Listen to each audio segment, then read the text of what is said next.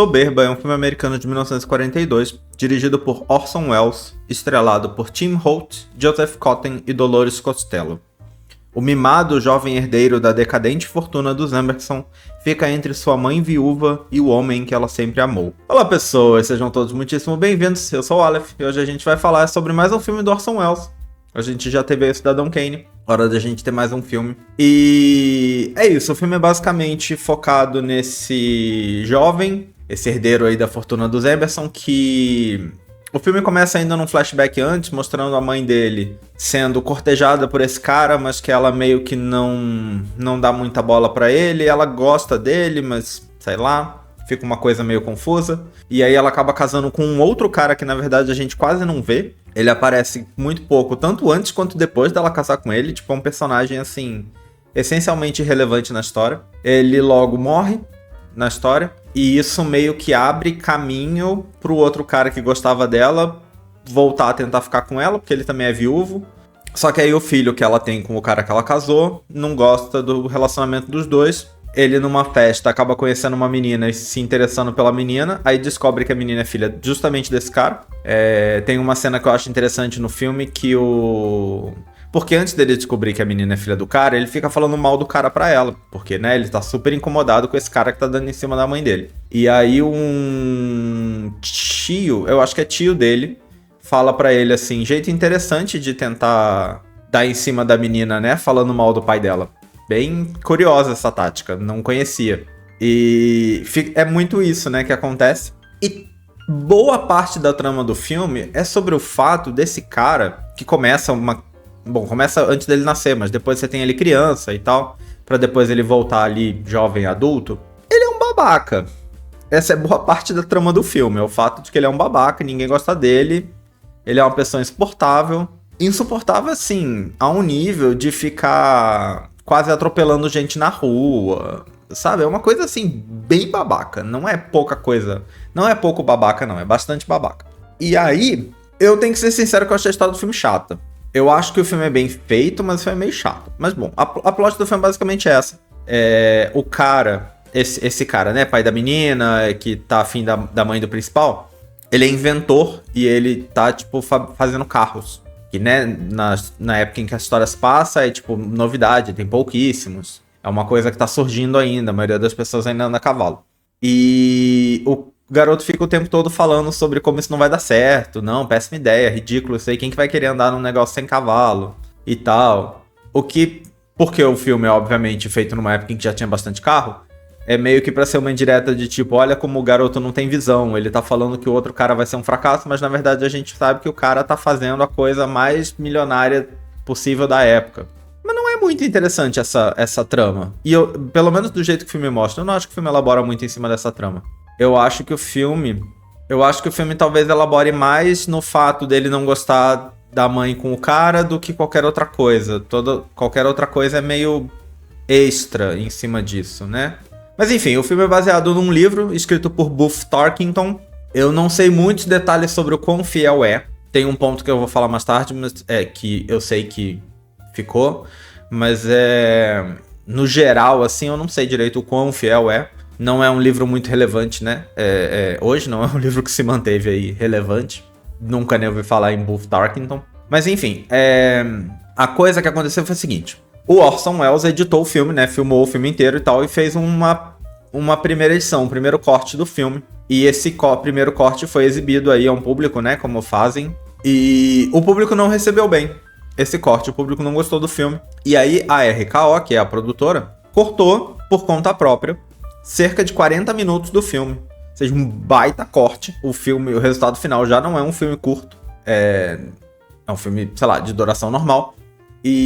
Mas aí cortaram 40 minutos do filme e refilmaram o final do filme. E aí a coisa que acontece é que é um final do filme que é um final feliz, em que o cara fica com a menina e meio que a mãe dele já morreu a essa altura, mas o pai da menina ainda tá vivo, e eles meio que adotam o cara, como ele, tipo, vai namorar a menina, vai provavelmente casar com ela, e vai ficar morando ali com eles, sabe? E esse final é uma coisa que o Orson Welles especificamente não queria. Só que esse é o final do livro.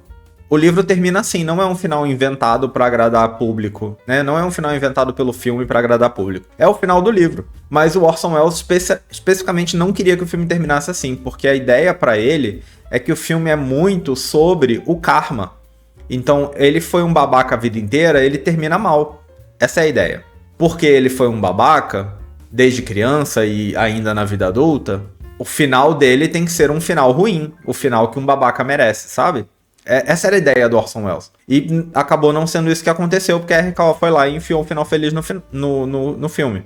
E aí a coisa é que o Welles queria muito ter conseguido evitar essa reedição e brigar por ela, porém, enquanto isso estava sendo feito, ele não estava mais nos Estados Unidos, ele estava aqui no Brasil, filmando um documentário chamado É Tudo Verdade. Um documentário que nunca foi lançado.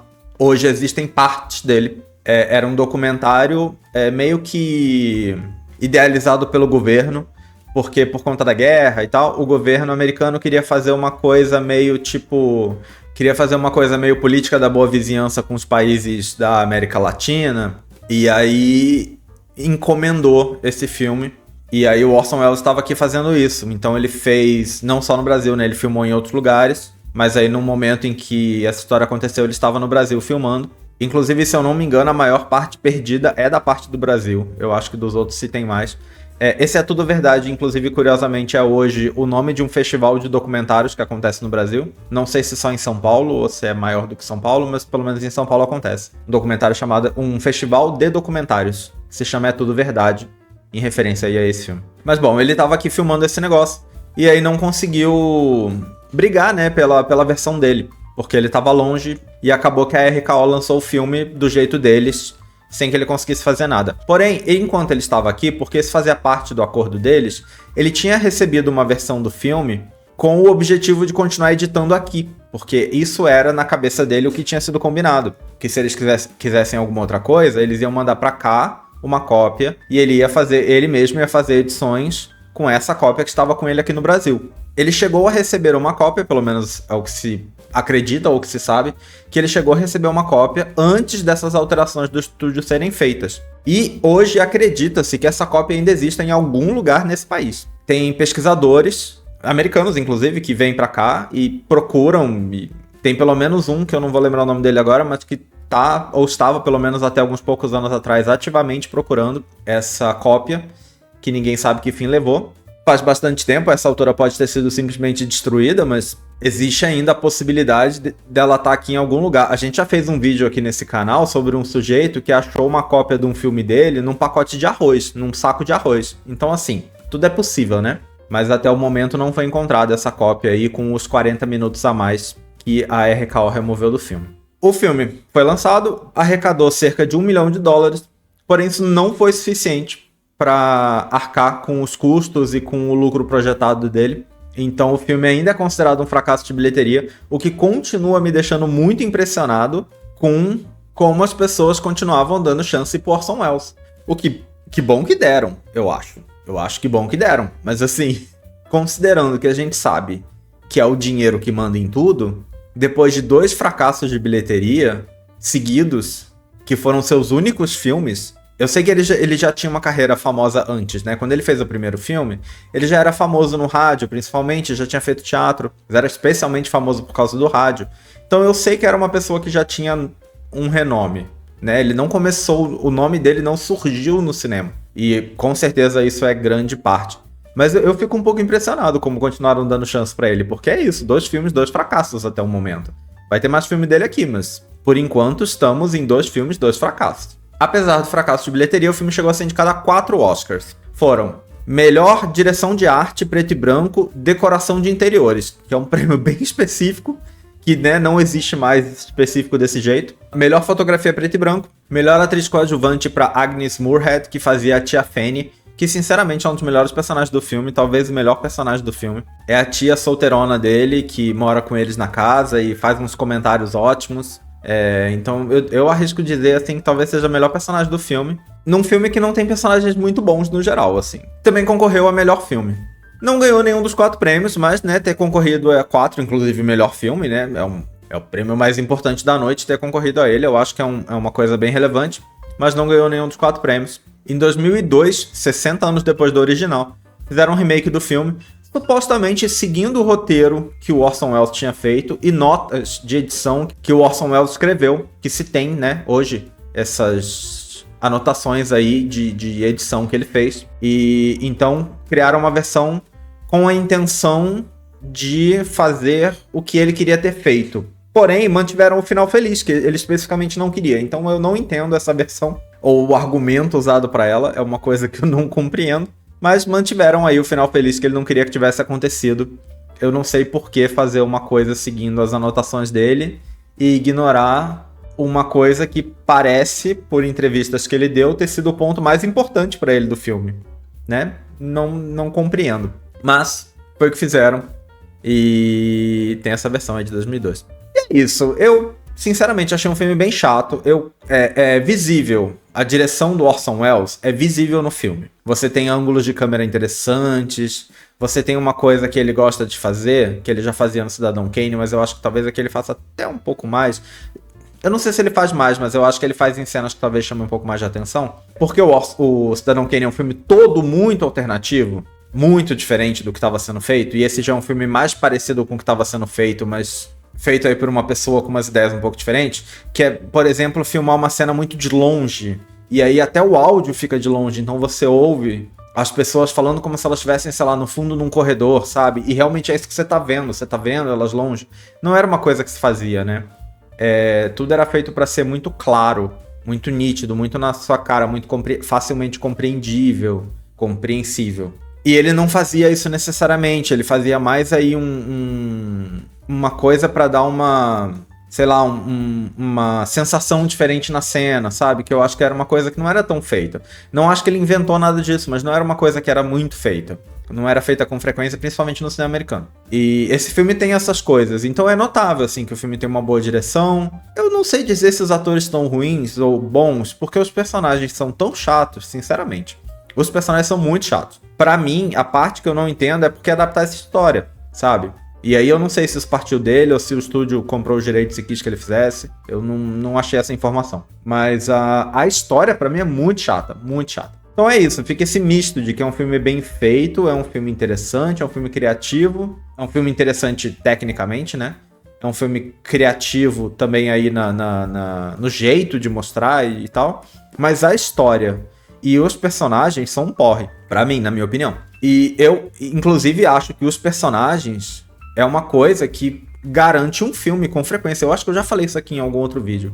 Mas, na minha opinião, se eu não me engano, eu falei isso num vídeo em que eu falei que isso, pra mim, vale principalmente pra comédia, que não é o caso. Mas eu acho que isso vale pra muito filme. Você tem um filme, às vezes a história é besta, mas os personagens são interessantes, o filme funciona. Porque o personagem te dá vontade de ver, sabe? Te dá vontade de acompanhar aquele personagem que é interessante. Aqui não tem ninguém interessante. Algumas pessoas são, tipo, tem um pinguinho de coisa ali.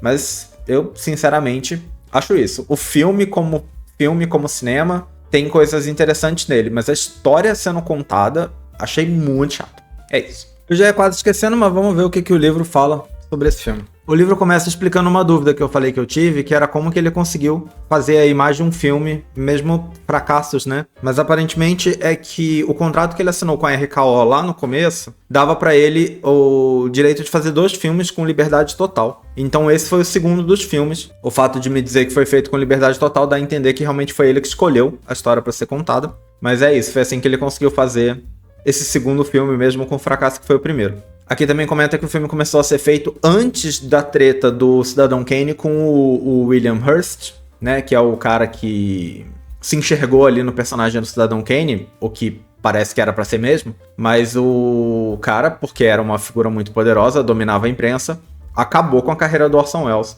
Mas esse filme começou a ser feito antes de tudo isso acontecer. Né, tem essa coisa, mas eu acho que isso aconteceu antes desse filme ser terminado. Mas ele começou a ser feito primeiro. O livro resume muito o filme. O livro fala muito sobre como, enquanto o Cidadão Kane é um filme que tem cenas memoráveis, esse filme é um filme que ele é inteiro impecável. Eu discordo bastante dessa parte, como já comentei aqui. Mas ele termina falando que a versão de 2002 tem o final que o Welles queria, que é diferente da informação que eu encontrei na internet. Eu não vi o filme. Eu não vi essa versão de 2002.